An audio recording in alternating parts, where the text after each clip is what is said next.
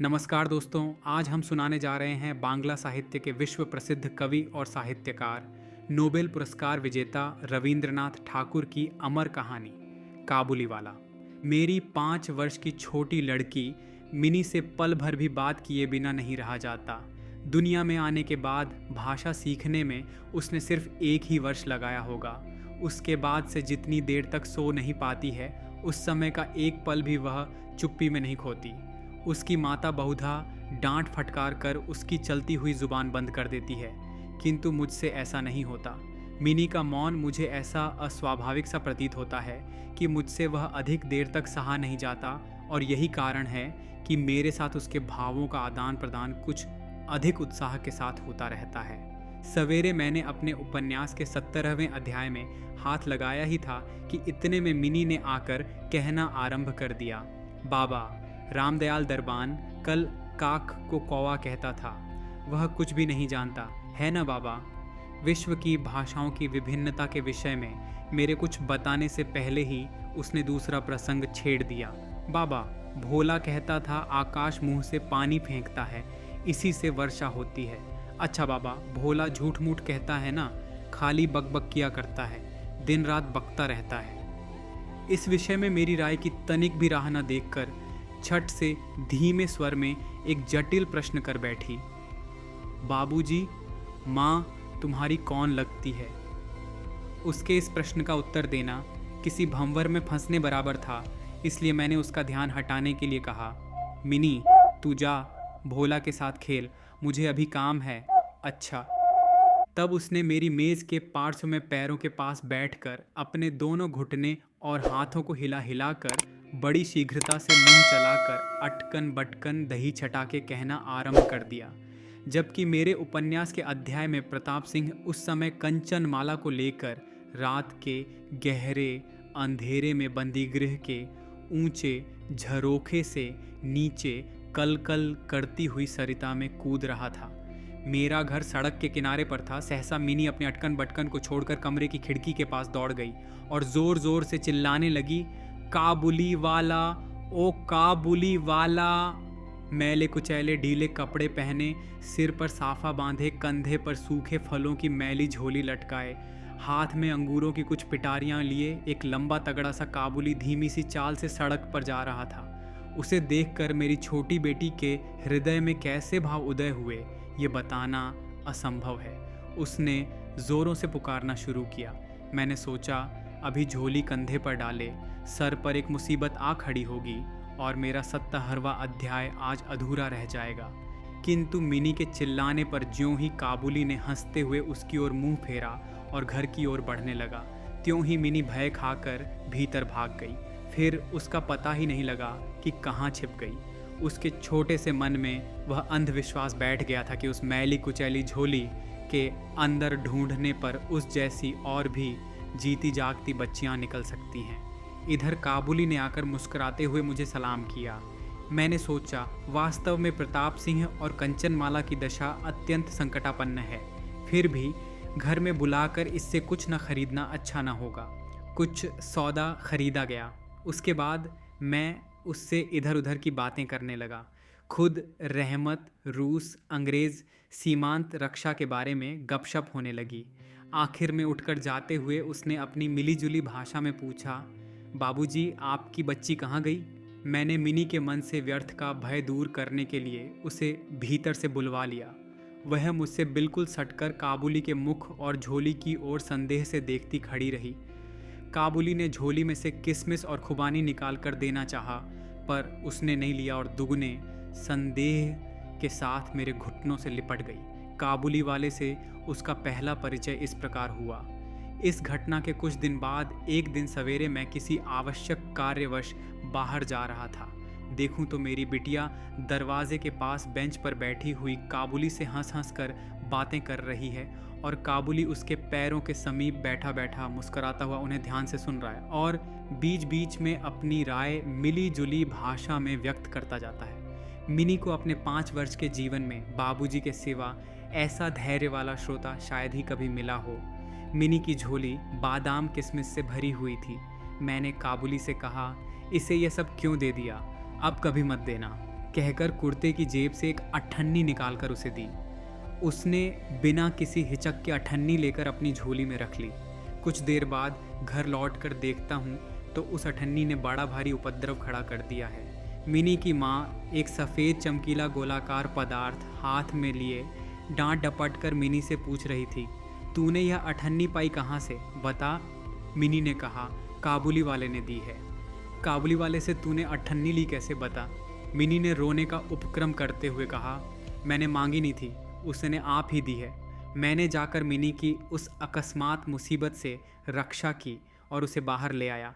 पूछने पर मालूम हुआ कि इस दौरान में काबुली वाला रोज़ आता रहा है और पिस्ता बादाम की रिश्वत दे देकर मिनी के छोटे से हृदय पर बहुत अधिकार कर लिया है। देखा कि इस नई मित्रता में बंधी हुई बातें और हंसी ही प्रचलित है। जैसे मेरी बिटिया रहमत को देखते ही हंसती हुई पूछती, काबुली वाला, ओ काबुली वाला, तुम्हारी झोली के भीतर क्या है। काबुली, जिसका नाम रहमत था, एक अनावश्यक चंद्रबिंदु जोड़कर मुस्कराता हुआ उत्तर देता, हाँ बिटिया। उसके परिहास का रहस्य क्या है, यह तो नहीं कहा जा सकता। फिर भी इन नए मित्रों को इससे तनिक विशेष खेल सा प्रतीत होता है और जाड़े के प्रभात में एक सयाने और एक बच्ची की सरल हंसी सुनकर मुझे भी बड़ा अच्छा लगता। उन दोनों मित्रों में और भी एक आध बात प्रचलित थी। रहमत मिनी से कहता, तुम ससुराल कभी नहीं जाना। अच्छा, हमारे देश की लड़कियां जन्म से ही ससुराल शब्द से परिचित रहती हैं, किंतु हम लोग कुछ नई पीढ़ी के होने के कारण इतनी सी बच्ची को ससुराल के विषय में विशेष ज्ञानी नहीं बना सके थे। अतः रहमत का अनुरोध वह स्पष्ट रूप से नहीं समझ पाती थी। इस पर भी किसी बात का उत्तर दिए बिना चुप रहना उसके स्वभाव के बिल्कुल ही विरुद्ध था। उलटे वह रहमत से ही पूछती, तुम ससुराल जाओगे। रहमत काल्पनिक ससुर के लिए अपना ज़बरदस्त घूंसा तानकर कहता, हम ससुर को मारेगा। सुनकर मिनी ससुर नामक किसी अनजाने जीव की दुर्वस्था की कल्पना करके खूब हंसती। देखते देखते झाड़े की सुहावनी ऋतु आ गई। पूर्व युग में इसी समय राजा लोग दिग्विजय के लिए कूच करते थे। मैं कलकत्ता छोड़कर कभी कहीं नहीं गया। शायद इसीलिए मेरा मन ब्रह्मांड में घूमा करता है, यानी मैं अपने घर में ही चिर प्रवासी हूँ। बाहरी ब्रह्मांड के लिए मेरा मन सर्वदा आतुर रहता है। किसी विदेश का नाम आगे आते ही मेरा मन वहीं की उड़ान लगाने लगता है। इसी प्रकार किसी विदेशी को देखते ही तत्काल मेरा मन सरिता पर्वत बीहड़ वन के बीच में एक कुटीर का दृश्य देखने लगता है और एक उल्लासपूर्ण स्वतंत्र जीवन यात्रा की बात कल्पना में जाग उठती है। इधर देखा तो मैं ऐसी प्रकृति का प्राणी हूँ जिसका अपना घर छोड़कर बाहर निकलने में सिर कटता है। यही कारण है कि सवेरे के समय अपने छोटे से कमरे में मेज़ के सामने बैठकर उस काबुली से गपशप लड़ाकर बहुत कुछ भ्रमण का काम निकाल लिया करता हूँ। मेरे सामने काबुल का पूरा चित्र खींच जाता। दोनों ओर ऊबड़ खाबड़ लाल लाल ऊंचे दुर्गम पर्वत हैं और रेगिस्तानी मार्ग, उन पर लदे हुए ऊँटों की कतार जा रही है। ऊंचे ऊंचे साफे बांधे हुए सौदागर और यात्री कुछ ऊंट की सवारी पर हैं तो कुछ पैदल ही जा रहे हैं। किन्हीं के हाथों में बर्छा है तो कोई बाबा आदम के ज़माने की पुरानी बंदूक थामे हुए है। बादलों की भयानक गर्जन के स्वर में काबुली लोग अपने मिलीजुली भाषा में अपने देश की बातें कर रहे हैं। मिनी की माँ बड़ी वहमी तबीयत की है। राह में किसी प्रकार का शोरगुल हुआ नहीं कि उसने समझ लिया कि संसार भर के सारे मस्त शराबी हमारे ही घर की ओर दौड़े आ रहे हैं। उसके विचारों में यह दुनिया इस छोर से उस छोर तक चोर डकैत, मस्त, शराबी, सांप, बाघ, रोगों, मलेरिया, तिल छट्टे और अंग्रेज़ों से भरी पड़ी है। इतने दिन हुए इस दुनिया में रहते हुए भी उसके मन का यह रोग दूर नहीं हुआ। रहमत काबुली की ओर से भी वह पूरी तरह निश्चिंत नहीं थी। उस पर विशेष नज़र रखने के लिए मुझसे बार बार अनुरोध करती रहती। जब मैं उसके शक को परिहास के आवरण से ढकना चाहता तो मुझसे एक साथ कई प्रश्न पूछ बैठती। क्या कभी किसी का लड़का नहीं चुराया गया? क्या काबुल में गुलाम नहीं बिकते?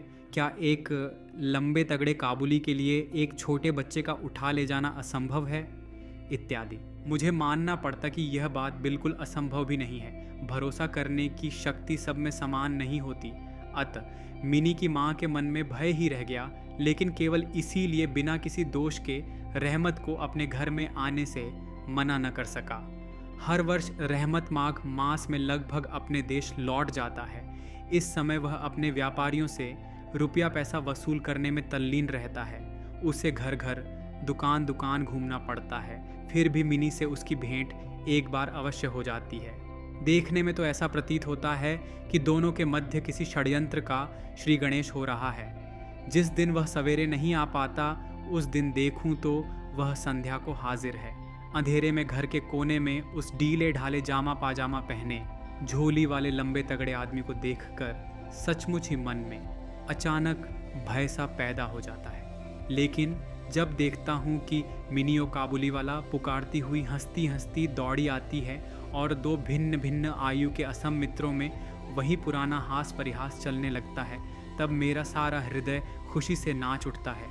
एक दिन सवेरे मैं अपने छोटे कमरे में बैठा हुआ नई पुस्तक के प्रूफ देख रहा था। जाड़ा विदा होने से पूर्व आज 2-3 दिन खूब जोरों से अपना प्रकोप दिखा रहा है। जिधर देखो उधर उस झाड़े की ही चर्चा है। ऐसे झाड़े पाले में खिड़की में से सवेरे की धूप मेज़ के नीचे मेरे पैरों पर आ पड़ी। उसकी गर्मी मुझे अच्छी प्रतीत होने लगी। लगभग 8 बजे का समय होगा। सिर से मफलर लपेटे ऊषा चरण सवेरे की सैर करके घर की ओर लौट रहे थे। ठीक इस समय राह में एक बड़े जोर का शोर सुनाई दिया। देखूं तो अपने उस रहमत को 2 सिपाही बांधे लिए जा रहे हैं। उनके पीछे बहुत से तमाशाई बच्चों का झुंड चला आ रहा है। रहमत के ढीले ढाले कुर्ते पर खून के दाग हैं और एक सिपाही के हाथ में खून से लथपथ छुरा। मैंने द्वार से बाहर निकलकर सिपाही को रोक लिया। पूछा, क्या बात है?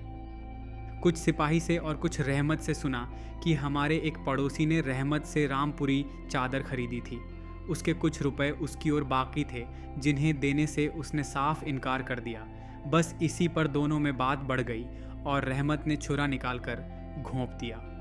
रहमत उस झूठे बेईमान आदमी के लिए भिन्न भिन्न प्रकार के अपशब्द सुना रहा था। इतने में काबुली वाला, ओ काबुली वाला पुकारती हुई मिनी घर से निकल आई।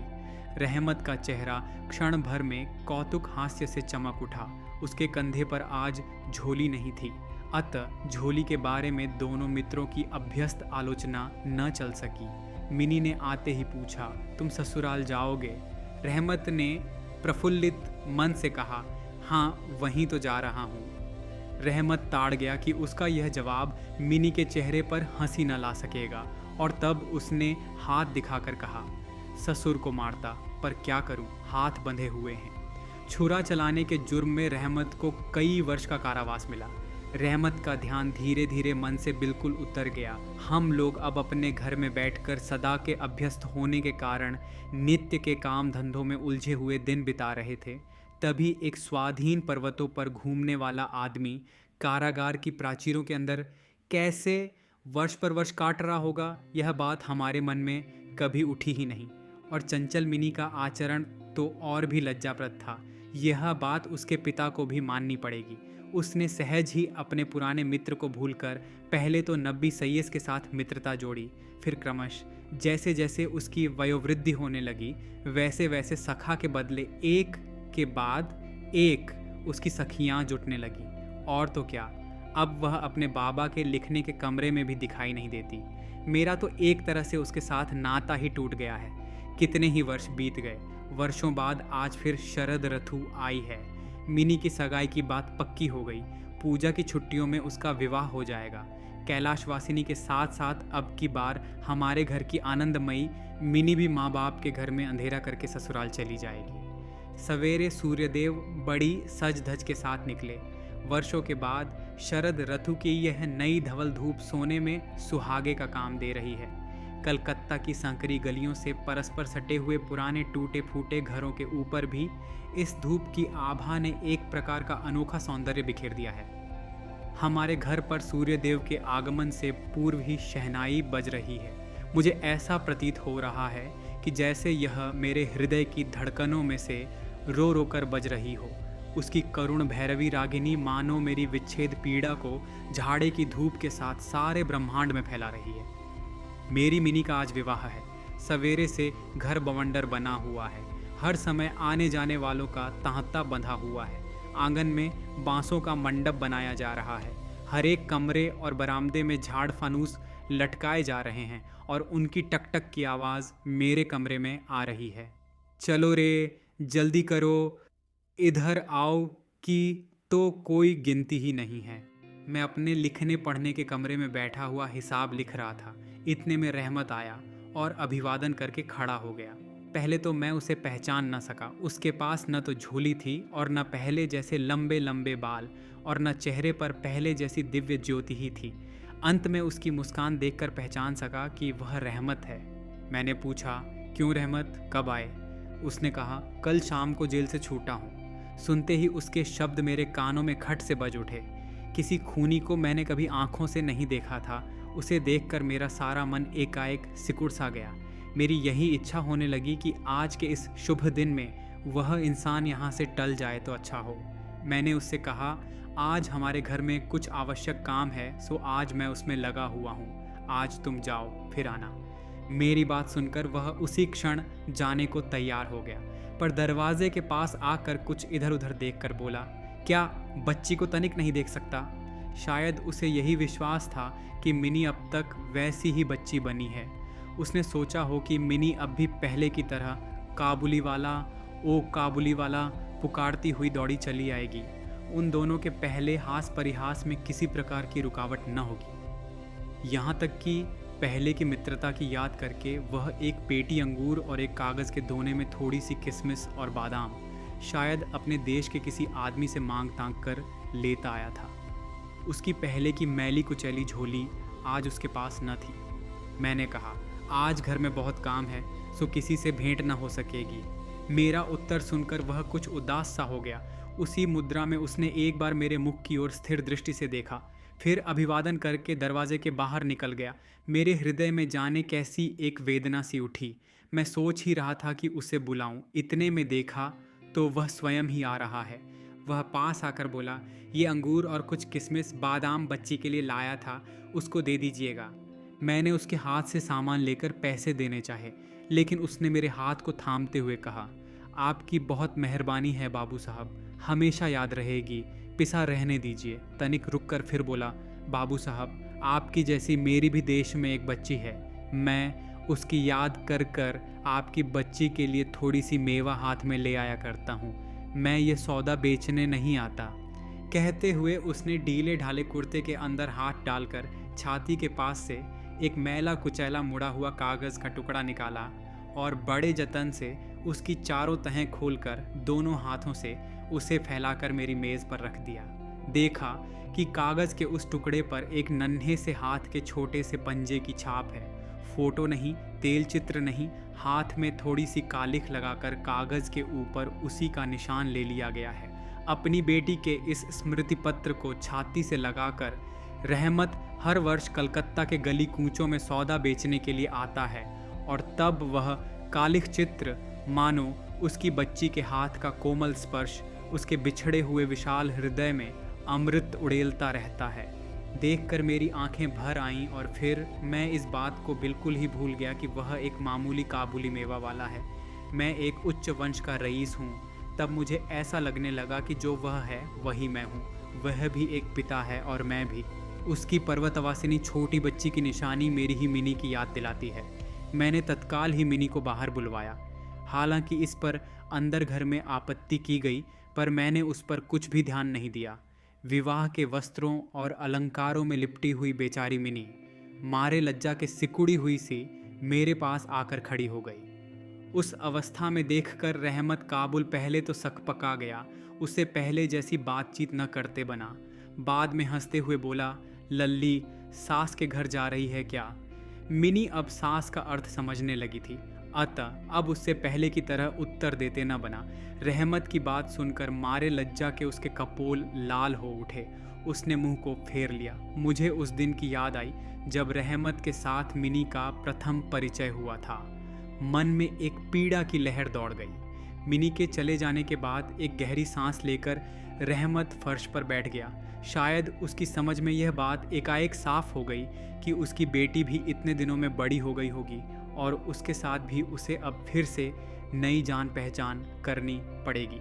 संभवतः वह उसे पहले जैसी नहीं पाएगा। इन 8 वर्षों में उसका क्या हुआ होगा, कौन जाने। सवेरे के समय शरद की स्निग्ध सूर्य किरणों में शहनाई बजने लगी और रहमत कलकत्ता की एक गली के भीतर बैठा हुआ अफगानिस्तान के मेरू पर्वत का दृश्य देखने लगा। मैंने एक नोट निकालकर उसके हाथ में दिया और कहा, रहमत, तुम देश चले जाओ अपनी बेटी के पास। तुम दोनों के मिलन सुख से मेरी मिनी सुख पाएगी। रहमत को रुपए देने के बाद विवाह के हिसाब में से मुझे उत्सव समारोह के 2-1 अंग छांट कर काट देने पड़े। जैसी मन में थी वैसी रोशनी नहीं करा सका। अंग्रेजी बाजा भी नहीं आया। घर में औरतें बड़ी बिगड़ने लगी। सब कुछ हुआ, फिर भी मेरा विचार है कि आज एक अपूर्व ज्योत्सना से हमारा शुभ समारोह उज्जवल हो उठा। तो दोस्तों, आपने सुनी बांग्ला साहित्य के महान कवि और लेखक रविंद्रनाथ ठाकुर की हृदय स्पर्शी कहानी काबुलीवाला। यह कहानी हमें यह सिखाती है कि असली रिश्ता खून का नहीं बल्कि दिल का होता है। प्रेम और स्नेह की यह डोर न समय से टूटती है और न ही दूरी से। यही इस कहानी का शाश्वत संदेश है